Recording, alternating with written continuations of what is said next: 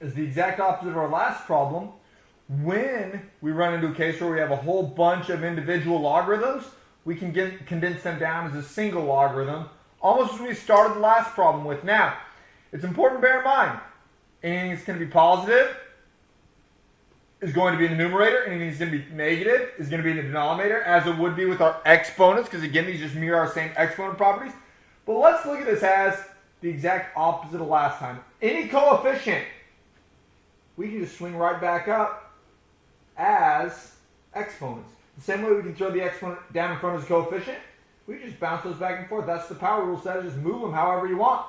So this is the same as log base a of x to the 1/2 power minus log base a of y to the 7th power plus log base a of z. Now, one thing that I do want to show is if we threw that up as a negative, that would be a plus, but let's come back to that here in a minute. We could make it minus with a positive 7, or we could make it plus with a negative 7. Either one of those will show why that ends up being the same.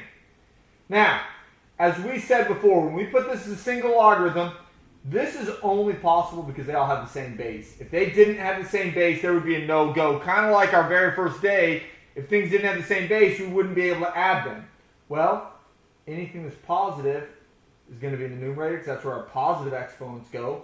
Anything that's negative, that's going to go in the denominator. Now, as we said earlier, what if I made that positive and then minus 7? If that were positive, it would have gone to the numerator. But it would have been in the numerator as what would have been that negative 7.